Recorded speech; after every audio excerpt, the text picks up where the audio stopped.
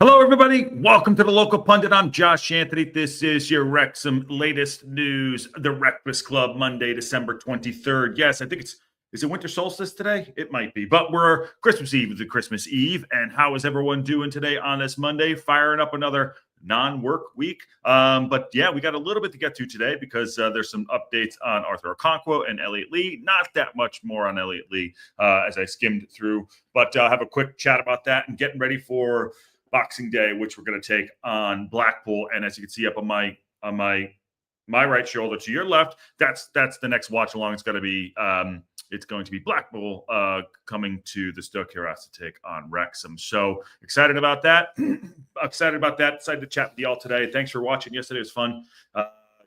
Just running through some shows. Like I said yesterday, it's time. You haven't checked out the show yesterday, go check that out. It's time to put Scar back in the lineup. That's what I think. So yeah, that's the chat we're having yesterday. But today, injury updates. Couple updates here. Now, following this too, by the way, just want to give you a quick one at 11 o'clock. At 11 o'clock PST in 57 minutes from now, it's going to make this quick. We're talking to Scott Morton, who is part of the Wrexham Supporters Trust. So it's going to be a live interview. We're going to have a chat. Scott is also part of the community here, which is great. And I'm going to ask all the questions as if I don't know anything. Shockingly, I don't know everything, as you know, and he's going to give us all the answers. So get your questions ready for Scott for the interview in 57 minutes. So also too, yes, please smash the like on the video and subscribe if you haven't subscribed to the Local Pundit. And I do have a poll up there. Who likes to eat Brussels sprouts? Right now it's 75% yes, 20% no. 20% no, and I'm just going to give the just dessert before we go on. Drew does whatever is first. How you doing? Nikki D's in the house. Paul Kelly's in here, and also Chicky is in here. Ruth is in here. Aaron, what's going on, brother? And he loves them. He loves Brussels sprouts and bearable without butter and salt. I put a little bit of you put a little bacon in there. Trying to do that. And please smash the like. Webby also too. Webby, we might have to take your thumbnail down, just FYI. But yeah, like Brussels sprouts, but to only eat them once a year. It's strange, really. Also, too. All right, let's get into the news because it's going to be a quick one because I got to get ready to talk to Scott. Yes, little brief update on Arthur Okonkwo from the gaffer. And on Elliot Lee, this is from the leader, as we know. For the latest updates, I will refresh myself to make sure this is up to date, and I did. All right. Wrexham goalkeeper Arthur Okonkwo is on his way, but there's still injury concerns. As you know, there's definitely injury concerns with Elliot Lee. He went off, and we're going to go through that right now. Richard Williams is reporting that Arthur Okonkwo continues to make good progress from injury, but Phil Parkinson won't rush Wrexham to one back in action. That's good. We don't want to, especially as a goalkeeper. These are his. He needs his hands. He needs his wrists. And you got to let that bone heal. And we have enough cover, I would say. Obviously, we have enough cover, I would say, with Chomp for now, and having young Foz in there too, or Foz 2.0 is okay, but it's not great. Morning, TLP fam. How are you, Esteban? Okonkwo suffered a broken wrist against Mansfield Town, as you know. And we had some positive feedback. Although there was positive feedback after seeing the specialist, he said Okonkwo remains on the sidelines and will continue to with the experienced Mark Howard for the forthcoming games after Callum Burton sustained a torn thigh, required surgery to miss the rest of the season. So I think you had an update on that. We don't know if he's actually going to miss the rest of the season, but we shall see. But anticipate that he will be out for the rest of the season. There you go. Okay. Arthur's going to be a while, said Parkinson. There's no problem with the bone and the way it's healed, which is great. Okay. That's a good update right there, but I don't want to put a date on it really. Let's just see how it progresses over the next week or so. No reason to rush him back. He's a young kid, and these are, his hands, we need his hands perfect, Mark has been brilliant. He's kicking an all-around calmness was superb against the Bristol Rovers, but it didn't lead to all 3 points, by the way. Howard was heading for the clean sheet until Wrexham. Yeah, we won't talk about that. Going on to say, Parkin said there was a further blow for Parkinson when Lee went off the hamstring injury shortly after the 6th goal of the season, which makes him Wrexham's leading scorer. Yes, remember, we do have a leading scorer that isn't Jack Marriott now. It is Elliot Lee. So, but before I get to the Elliot Lee information there, Arthur, let's just take our time. Yeah, Chomp's very experienced. I think he's 37 years old now. Let's just take our time. Have him in the sticks. Maybe he's not as mobile maybe he's more communicative, but he's good in there. He knows what he's doing. It's not ideal, obviously, but we're going to have injuries as part and parcel of the game going into this tough period. But as long as we keep winning, I want to say this because it's going to kind of what I was saying yesterday. We need to keep clean sheets or else because we're not scoring goals. So if he can keep clean sheets or keep it to 1, and maybe we can score 2, good on him. And behind him, I actually like the look. I like the makeup of Foss 2.0. So what's going on, Michael Pierce? How you doing, brother? So it is what it is. It's what we're gonna do. We gotta play with the cards we're dealt. In the cases like Arthur's down, and there's no reason to rush him back. There's no reason to rush him back. So let's just hang on to that and see. I'd say end of January, maybe. I mean, if I'm gonna put one on it, I wouldn't put him back in. If we're looking at it's going to be some time, right? So the target game would be for me, be like, okay, do you want him in there for Birmingham City? Now, I wouldn't want that to be his first game back. That's my thought. I don't want him to be his first game back to be Birmingham City, but that could be the timeline. And Parkinson said he's not going to put a timeline on it. So that's a lot of pressure for a young lad. I know he probably wants to be in there. But lack of a better word, you need to be match sharp, match fitness. So maybe a game before that. A game or 2 before, if possible, or maybe after. So that's the 23rd. That's exactly a month from now, but it's probably going to be after that. But I would not target if his first game back to be against Birmingham City. Way too much pressure, and just because of the buildup of the game and what it is. And on that note, Birmingham City are playing Crawley Town today, so make sure you go check that out. That's on at 11:45. So, but yeah, that's my thought process. If they're going to target that game for him to come back, don't make that his first game back. That's all I can say. All right, moving on to Elliot Lee. A little bit here. Talking about Parkinson is a great pass from Matty and a lovely goal, and it was a lovely goal. That's the kind of pattern of play we need. We need someone to put the ball through and have players put it in. Now, Elliot Lee did go down. It's he said a real top class football, and Elliot finished it well. A goal of high quality. Obviously, very disappointed to have him come off. He had tightened his hamstring, but I don't know the extent at this stage. So that's not much. That's not much for Big Al. Okay, that's not much update for Big Al. I'm hoping it's just a strain. I hope he just felt something and he sat down. But I'll say this too: if we're going to have a little bit of criticism in there, and I'm going to do it just because it's high level stuff, maybe we're overplaying him. Give him a rest every now and then. Maybe you should have started Moles against Cambridge, something like that. Overplaying him, tiredness. But let's see. So hopefully this is not a bad injury to keep him out. If he does, I feel like we have good cover in there with Elliot Lee and with Dobson and Evans coming back, and also and Matty James. I feel like we have decent cover. Rathbone, obviously. Mullen, I think he's been playing that. He's been playing that behind a striker, that second striker role. So we do have good coverage there. I know Mullen's not scoring goals, but if he is out, I don't expect him. I don't expect Elliot Lee. I'm shocked. I'll be absolutely shocked if Elliot Lee starts on Boxing Day. But again, I've been shocked all the time. So I would probably see that he'd be out, and maybe Moles gets his start at home against Blackpool. Maybe. We shall see. A couple here in the chat. Ruth H said, we want a lone keeper.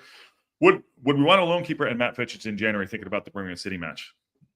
I don't know if you can. I mean, I think the keeper that everyone was looking at, that Tua guy, he was at the game a couple weeks ago. But I don't know. I mean, I think keeper, I think we're just going to have to go as is unless we sign that keeper, the Tua guy. I'm not sure. I love Chop, but not sure if they're ready for Birmingham City.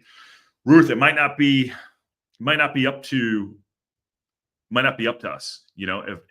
If he's not ready, if AO is not ready, then we might be, I hate to say, stuck with it. That might be the cards we're dealt. And, we talked yesterday on the show about the dropping a form, maybe at the back. Maybe it's because, maybe the conversation, maybe the communication between that back line and Chomp, he plays a little bit differently than AO. And even Callum Burton, who I thought was doing really, really well before he went down. That's unfortunate. So we'll see. But we have to go with Ruth H. Tess, I agree. Ruth Chomp is playing. Birmingham sounds like a disaster. It could be. It could be. But it could be the only card we're dealt. What's going on, Tess? And that's where we have to go. And I doubt he'll put Foss 2.0 in there. I don't think he'll do that. So that might be the card we're dealt. I agree 100%. They were overplaying some folks. Palmer, Lee, Barney, O'Connell. Yes. Yes, they say Bond. That's one of those things in Elliot League, feeling something in his back there. Are we overplaying him? I know he doesn't. I know he likes to not rotate, although he talks about rotation and really doesn't do it a lot. But maybe there's a concern that we're overplaying some of these players too, especially in the winter months like this when it takes a little bit longer to warm up, that it's cold. The pitch isn't as sharp as it should be just because of the conditions.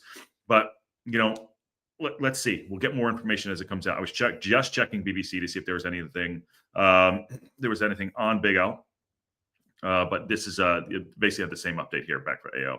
It's going to be a while from returning, blah, blah, blah. Arthur's going to be a while, but there's no problem with the bone. So it's all the same stuff. Mark's been brilliant, kicking, blah, blah, blah. So, yeah, there's not much on Big L. But he did say that they're going home to have some time with their families. So whatever that means. And, okay. Michael Pierce, probably with a lone keeper would be the keeper would have no working relationship with our defenders. Better keep Chomp, even if it might not be as good as some loner. I kind of agree with that. Like I said, he's been with the team. I think it's the best option we have. He's Parkinson's ad-averse, by the way. Parkinson's ad-averse, and he's not going to go with Foss. So I think it's going to be Chomp or nothing. That's unless. But again, I stress this: do not have that game be his first game back for AO. That's not what it should be. Now, there's no way I should be waving, and then heading back to bed. Hip Karma, get some rest. Good to see you, and hope you are well. Hip Karma, Howard's experience is a plus. It is a plus, and as long as we can hold that back line and maybe score a couple goals, who knows? That's all we got to do. It's time to mix it up, Parky. We shall see if we'll do that. Just an update on the who likes to eat Brussels sprouts. It's 55% yes, 45% no. That poll is still going on. Okay. Another one here, just a brief one, and then I got to get ready for the interview with Scott, which is from the I have hair all over me. What's going on? This is another one. This is from the BBC. Parkinson not overly critical after losing Leeds. Okay, let's see what this has to say. Hey, Phil Parkinson says he will not be overly critical of his Wrexham side after they let a lead slip late on the second game of succession. Okay, well, he's the one. Promissory Cherry, obviously, stuck that 1-1. As you can see, he's a good striker. He is a really good striker. That's why I think we need some seal to back. Parkinson feels his side showing against Bristol Rovers was worthy of a victory. Now, adding that Wrexham have a perfect chance to respond as they sign off to 2024 home with games against Blackpool and Wigan. Those are the next two games, the 26th and the 29th, respectively. 29th or the 28th? 26th or 20th? The 29th, I don't know.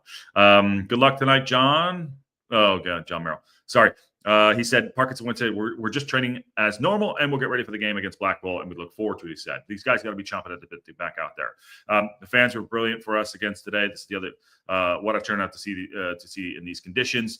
They've seen a performance with an absolute endeavor from the boys today. You can't fault that. It's always easy to end up being too critical after the disappointment conceding a late goal, but we really should be talking about the comfortable victories. We really should be talking about a comfortable victory today. I'm going to leave that in the past. But we got to shape up. So, I'm sure he didn't say that behind the scenes. I'm sure he went at them pretty goddamn hard. And Parkinson, and I hope that the leaders out there are looking at each other and saying, we can't be dropping points like this. Critical time of the season. As I said, if this is our dip, okay, fine. But let's bounce back. I'm waiting for that game where we bounce out of this. And it's like, where we're just like, okay, look at this. And again, we're not anointed anything. We have to go out and earn it. And when we are better moving forward than we are sitting back. Once we, so that's my takeaway.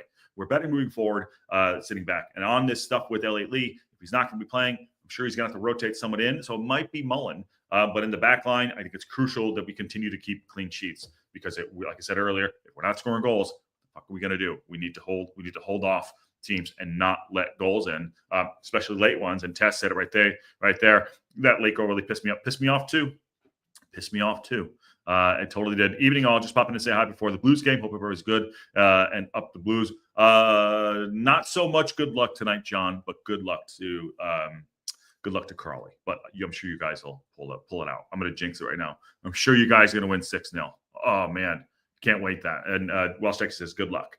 Mary, and the lack of defensive discipline toward the last minute goals gets me.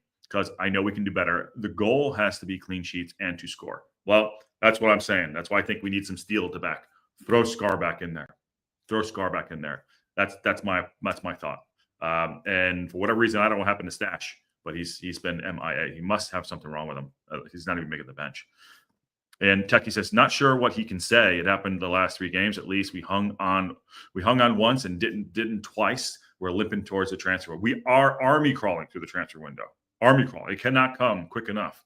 Now, I'm hoping we do business early, Techie. I don't know if you probably obviously know more than me, but I'm hoping to do business early. And the business doesn't start on Jan 1. We should already be in doing business, and things should already be taking shape. So, there's some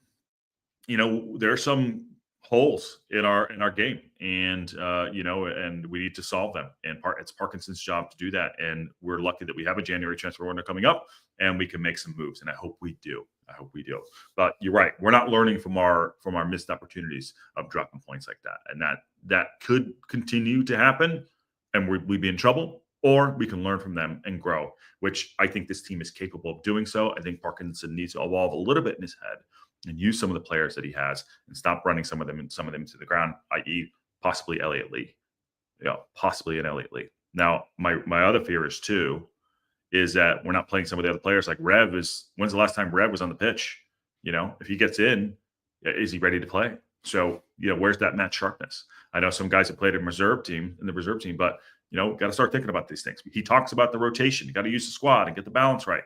Let's get the goddamn balance right.